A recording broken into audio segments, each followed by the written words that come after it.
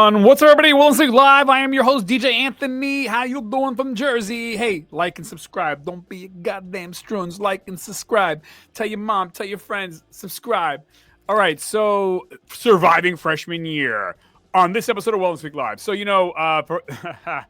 I survived the 1980s, and maybe I'm being partial because I'm an old bastard, but the 80s were awesome, dude. And sorry you didn't live in the 80s, but we did.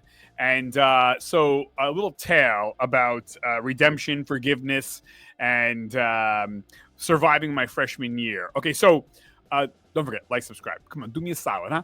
All right, so my freshman year back in the 80s, I'm not going to say my high school's name because I love my high school and it's a great school to this day. But, when I was there in the 80s, it was some wild shit. So, like, the 80s. But I say to my friends, I'm like, bro, if anybody did what we did in the 80s today, in the 2020s, the whole goddamn school would be locked up. So, everybody. But so my first day of freshman year, now just to put things in context, when I was, look at this, 80s, right? So in the 80s, where I went to high school in New Jersey, your freshman year actually was 8th grade. So when I say freshman year, I'm talking about 8th grade. So you're 12 or 13 and you're in school with 18-year-olds. Okay, so we were a special type of anyways, so when I'm saying freshman year, I mean 8th grade, so I don't want to have to keep on explaining it. So anyways, so freshman year, so our high school is 5 years. Yes, not 4 years, it's 5 years. We didn't have a middle school. Fucking town's too damn cheap. So so freshman year of high school, I'm not even 3 hours into my first day of freshman year. I'm in the lunch table. Me and my little friends were sitting around and having a good time. Like, yeah, dude, this is, wow, man, it's awesome. High school's awesome. I love it, dude. Yeah, this is great. And a senior comes by our table. Me and my like 10 friends are sitting at the table, all us boys, and a senior comes walking by, and he's like tossing an orange up and down in his hand, and he's like, "Hey, one of you is gonna eat this fucking orange." And we're all like, "What?" Like, everyone's looking at like, "What?" Like, we're a little bit like kind of confused and a little nervous. Like, it's like being in jail. Like, not that I've never been to jail, but anyways, when you watch television, so I'm like, yeah, I feel, I'm getting this creepy feeling like, are we in jail or high school? So is it one of you guys gonna eat this orange? So we're like, whatever. And he comes to me, lucky me, I got a 1 in a 10 chance. He's like, you're gonna eat this orange. I'm like, no, I'm not. He's like, yes, you are. So he keeps putting it at my face, and I'm like, no, I'm not. No, I'm not. And then he just takes the orange and fucking smashes it into my face, like fucking orange juice everywhere. I fall down. I fucking slip. He falls down. He's on top of me. We're all rolling around like fucking orange juice everywhere. Everyone's mortified. I don't know what the hell's going on. I can't see. And I'm getting my ass kicked. So I'm just like, mind you, this is my first day of freshman year. I'm not even 3 hours into this fucking day. So this was my Vietnam. So, Charlie's putting I'm slugging it out with Charlie. So, I'm just like drowning, so I don't know what the hell's going on. I'm like in survival mode and confused. And you might be wondering, where the fuck are the teachers? So that's what I was wondering. So again, it's the 1980s. And in my high school back then, lunchroom, let's just put it this way. That was just one of many, because I had to do 5 more years. And you would walk into this lunchroom, and before you walk into the doors, you would do this number. Okay, here we go. You just don't know. Yeah, and listen, I had an awesome high school career. It was fucking great. I would do it over again in a heartbeat, But anyways, so back to the story. So yeah. So this dude, is wailing on me, and out of the blue, I don't know, I feel him just magically levitate off of me, and I'm like, what the fuck? I'm wiping the fucking orange juice from my eyes. I'm like gasping for air. Nobody's around. No teachers around.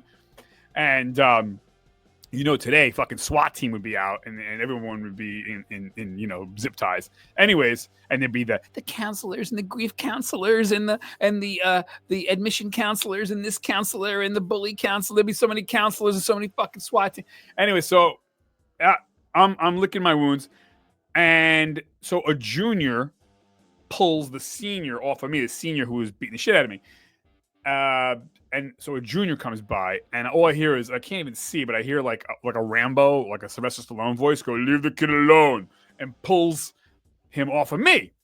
So now the senior's fucking livid because how dare a junior even talk to a senior back then, much less lay hands on this senior, who this senior was very popular, who was beating the shit out of me. And so so the junior's like, "Yo, get off him, leave him alone," pulls him up, and then the senior's like, "No, fuck you," and pop, pop, pop, pop, and I'm just like, oh shit. So now these two guys are going like at it, like now, because now they're more evenly matched. I'm a little kid, and they're just like, but the junior whips the ass of the senior, and then, I mean, all hell at that point breaks loose, because fucking food trays, everything, people are just like, hooting and hollering and whatever, rooting for their favorite classman, whatever. I'm still fucking wiping juice from my eyes, like saying the Hail Mary. And then so they get into it, and then the teachers come out from the fucking teachers lounge hanging out, and they don't even rush out. They're like, what do you guys are? And they break them up. Everyone gets hauled off to wherever. I go to the ER. These two fucking go to the fucking principal's office. And that was my first day. Welcome to New Jersey high school in the 1980s. And so the funny thing is, nobody got suspended. It was just like, you guys, hey, cut it out, all right? And that was it. Everyone got this. I didn't, thank God I didn't get too fucking beat up. And my day, I went on with my day. Like, nobody came to hug me and tell me, you're going to be okay. You want to talk to a counselor? I was just like, shit. So, obviously that doesn't fly today in the 2020s. And I'm not saying that's how things should be, but I think, by the way, this is really fucking crazy. So me and these two guys, the guy that was beating me up and the guy that beat the guy who beat me up, right? We all became friends, and I own a business, the entertainment business I have. And both of these guys are my customers. And I'm friends with both of these guys. I see them. I hug them both. And, hey, it was the 1980s. Shit happens. Shit happens. Bing, bang, boom. And we're all good. But, and there's a lot of stories like that. That's only one. And, keep going. But it was just a weird time, I think. I think from maybe like the 80s back, 70s, 60s, 50s, 40s, what shit happens, And I think sometimes, and I'm not saying that you should let kids do that shit. That's obviously not good. It's bad. But there's something to be said and a lesson to be learned. And, like, there was no coddling. There was no like, oh my God, you're a victim, Anthony. Like, hey, I got my ass kicked. I don't know. Like, so I had to deal with it. You know what I mean? And it made me stronger. It made me a better person. It made me resilient. Today, fuck it, right? That'd be like, no shit. I mean, SWAT would come to the goddamn school, right? And then you would have grief counselors and the admission counselors and the spiritual counselors and the parents and the meetings and the re-education camp and, oh my God, the criminal record. It's like, come on, there was a fight, fucking, we broke it up. Nobody got fucking hurt. Got some egos bruised. I maybe got a little boo here. I had fucking oranges in my eye. Whatever. So the funny thing was, from that point on, I had a bodyguard, whether I liked it or not. So the dude, Frank, was like, anyone ever bothers you, tell him, talk to me. I was like, okay. So it was weird because I'm like, I got this bodyguard that I really don't need. I don't know. Maybe I need him. I don't know. But I have no choice now. I got a fucking bodyguard. You know what I mean? So I'm not going to tell this guy, Frank, don't be my, you'll kick my ass now too. So, but it is funny. And so it was something out of a movie. I got a bodyguard now. So, that wouldn't, but I would get my ass kicked a few more times. So that wasn't, because Frank graduated. But yeah, I think you learn about resilience. I think you learn about, hey, I got to handle my own fucking business. You know what I'm saying? short of something, God forbid, like really criminal, like, a little fisticuffs. Fucking please. Like every other day that was happening in the 1980s. And, it happens, right? You win some, you lose some. No one got severely hurt. I think, hey, you learned, you learn to deal. I have people that I know that lock their kids up. Like the kids are not allowed to, God forbid, someone makes fun of their little angel, oh my God, or someone gets into a little pushing match. It's like, call the fucking cops. Bing, bing, bang, bang. Like I had teachers, no fucking shit. Okay, I don't want to give too much of the cards away, but I had teachers / coaches that you could schedule. No bullshit. Now you would sign a paper, okay, and you can schedule who you would like to fight. And then this coach would give you the boxing gloves. You'd meet after school. Now, of course, the other person would have to agree to fight, and that wasn't a problem. So you would just be like, I choose you after school. And this coach, I think, in a way, was ahead of his time, although you can't do it today. But hey, let's have it out. Fit, hand to hand, man to man, boy to boy, girl to girl, whatever it is. Like, not a problem. Give us the boxing gloves. Coach is going to referee it. And we'll have it out. When we're done, we're done. We're going to shake hands. I win. Or if you beat my ass, you beat my ass. You know what I mean? And whatever. And I think there's something to be said for that, because nowadays in the 2020s, everything's very passive aggressive, very, I'm going to bully you from the text in my mommy's basement. Like, dude, grab your brass, try that shit face to face. And people wouldn't, because you got called out, and you got called out face to face. Come see me outside. And the coach is going to bless this. We're getting the gloves. So, I mean, like that, I think, you know what I mean? Because now everything is so passive aggressive, so percolating for weeks and months, and nobody knows, because I'm anonymous, and I'm bullying you. So the bullying goes on so much more. I think back in the 80s, you bully me, I bully you, whatever. We're going to solve this shit. Like, it's going to be quick, and then it's going to be over, and we're going to move on. And I've become friends with these guys, and that's that. And I didn't become friends with these guys because I have to. I don't fuck them. I don't have to. But I want to. You know what? They're not evil. They're not fucking Hitler, whatever. And don't let anybody tell you different. Anybody who says they were bullied or has been bullied, they also do bullying. So, and then that doesn't make it right. But again, back in the 80s, you handled that shit. You know what I'm saying? And that's why sports are so great. Join wrestling, join karate, join football. You got something to say? Good. Let's get it on the field. When I tackle you, I'm gonna light you up, and you're gonna remember it. Like, and that's codified. You can do it. It's legal. You know what I'm saying? That's why sports is so good. And I encourage parents, please let your kids play sports. Whatever it is, volleyball, basketball, like. It's especially, I think, with boys, things haven't changed. Like, boys are boys, and they need sometimes to, roll up the sleeves. What'd you say? And let's go, or whatever. We're gonna play basketball. I played basketball for years, and in high school, and we had very physical practices. Like, you get off of me, and you would, when you don't let your kids play sports and stuff like that, like, you're building up this passive aggressive little sissy attitude where they're tough behind the screens in the mommy's basement. Like, step up, step out. I've lost more fights than I've ever won. I'm fucking the king of the losers. Okay. But you get out there, and that's that, you know what I mean? So that was my freshman year, surviving freshman year. I think also when you have these types of fisticuffs, and again, I'm not saying this should be, violence in the sense of we're going to jail and someone's in the hospital type of shit, but, pushing a scuffle. I think that also I learned forgiveness, like, I've been given forgiveness, and I've learned forgiveness. Like, the guy who whatever, assaulted me in my 3 hours in freshman year, he's not a bad dude. He's my customer now. I love him. I help him in a heartbeat, and he would help me in a heartbeat. We're kids, you know what I'm saying? And so so I've learned forgiveness, and I've learned to parse out, like, is he really evil? If he is, then yeah, fuck him. We got to lock him up, put him in jail.